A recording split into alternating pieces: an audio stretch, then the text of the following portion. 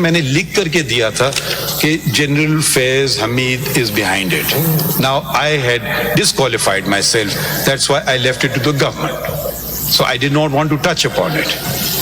My wife had to go to a police station, said the same thing in writing in a statement.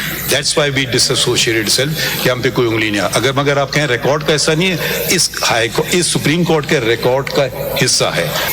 It constituted a commission which was empowered to do, and that commission virtually made the judgment ineffective. And that was your government. Now, my lord جو بات کہہ رہے ہیں, that I with speaking for myself, no legislation is required. The agencies are under the control of the executive of the Prime Minister. If they are doing something, the Prime Minister and his cabinet are responsible. How can they say rules of business آپ دیکھ لیں, constitution دیکھ لیں, they are not something independent. اور ایک اور, you see, it is also our duty کہ اپنی آرمڈ فورسز کا بھی ہم امیج برقرار رکھیں. That is also a public interest matter. If someone from them is involved in these matters, that is of utmost public importance because it is our armed forces. It cannot be perceived to be against the people. They are defenders of this country and they are our soldiers. So this question is also involved in this. Mr. Attorney General, as my Lord the Chief Justice has said, that the judgment was not implemented because the Supreme Court was complicit. I think it's again a great opportunity to shatter this yoke of complicity that the Supreme Court has been involved in, lest future میں جا کے ہمیں بھی لوگ کہیں کہ ہم complicit تھے. کر لینا آج ختم کر دیتے ہیں, complicity ختم کرتے ہیں, نہیں ہوگی internal complicity آج کے بعد. یہی تو کرنے بیٹھے ہیں. کل کو I don't want future generations say this bench was also complicit. I don't want to hear that. نہیں, آج کی بات نہیں, جب سے میں چیف جسٹس بنا اللہ کے فضل سے میں نے کوئی, آپ بتا دیں کہ کمپلسٹی نہ صرف, دیکھیے بہت طریقے ہوتے ہیں, ہم سب کو طریقہ کار پتہ ہے. کون سا کیس لگنا ہے یہ بھی ایک ڈیسیجن ہے, کون سا کیس نہیں لگنا یہ بھی ایک فیصلہ ہے, کون سا کیس 15 سال نہیں لگنا ہے, کون سا کیس آج لگ جانا ہے, کل جو فائل ہوا ہے یا نہیں بھی فائل ہوا وہ لگ جائے, یہ بھی کمپلسٹی ہے.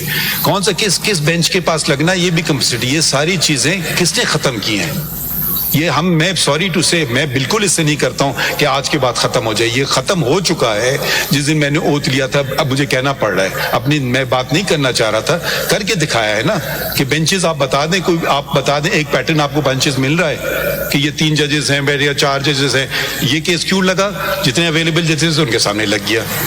سمپل سی بات ہے. ہم نے آپ کو پہلی دن بتا دیا یہ لوگ اویلیبل تھے. ایک جج ہمارے محترم جج, انہوں نے کہا میں اس میں, انہوں نے آرڈر پاس کر کے کہا میں نہیں بیٹھنا چاہتا ہوں, ان کی مرضی ہے. ہمارے ساتھ تو کیا ہوا ہے کہ ہمیں بینچ سے نکالا گیا ہے جوڈیشل آرڈر کے تحت. کہیں دنیا کی تاریخ میں نہیں ہوا ہے جو سپریم کورٹ نے کر کے دکھایا ہے کہ ایک فیلو جج کو کہا یو کین ناٹ ہیئر دس جج دیز کیسز.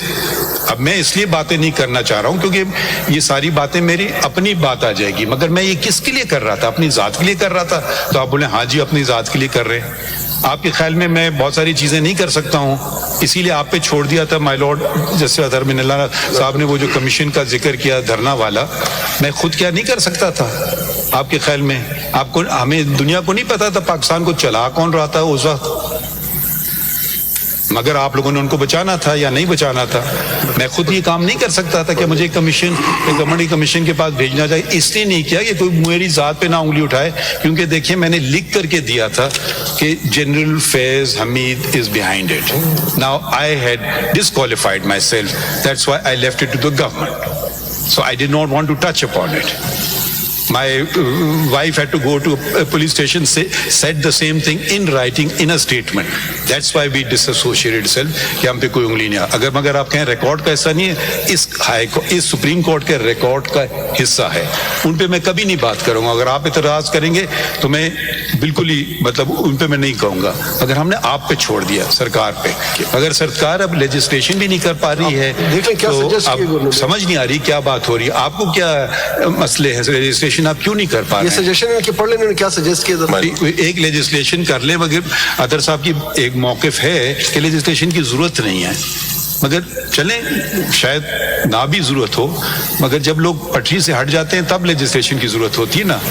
अगर आप जजेस सही काम कर रहे हैं तो आप कह रहे हैं कोड ऑफ कंडक्ट की भी ज़रूरत नहीं है। क्या ज़रूरत है? आपको पता है कि आपको ईमानदारी से काम करना चाहिए, कोड ऑफ कंडक्ट लिखने की क्या ज़रूरत है? मगर लिखा इसलिए जाता है कि लोग उस पर पाबंद रहें, कोई लिखने की कोई ज़रूरत नहीं है। मगर जब एक हुक्म आ गया है सुप्रीम कोर्ट का कि लेजिस्लेशन आप कर लें और आप फिर अपने तौर पे आपने खुद विड्रॉ भी कर लिए हैं, तो लेजिस्लेशन करिए। हम आप तो ये नहीं कह रहे हैं कि कैसी लेजिस्लेशन करें, या पार्लियामान का इख्तियार है। हम तो चाह रहे हैं पार्लियामान को मजबूत से मजबूत तर बनाएं।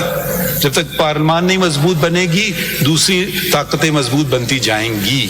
अगर हम ज्यादा स्ट्रेस करेंगे फिर आप कहेंगे जी इंटरफेरेंस हो रही है। Judgement is binding upon the all the institution. आप करें और प्रपोजल जरा देखें, वो भी ये कह रहे हैं, आप प्रपोजल जरा पढ़ लें। In order to ensure एक क्वेरी पुट कर लूं, उसके बाद आगे बढ़ लेते हैं इसी जंक्चर पे। पैरा 53 जो फैजाबाद धरने की जजमेंट का भी आपने पढ़ा है पेज 4 पे, उसका सब क्लॉज 3 जो पढ़ा जिसमें लेजिस्लेशन की बात की थी फैजाबाद धरने कमीशन ने कि लेजिस्लेशन करें इंटेलिजेंस एजेंसीज के मैंडेट के लिए। वो लेजिस्लेशन नहीं हुआ, उसके रीजन भी अभी सामने आ गए क्यों नहीं हुआ।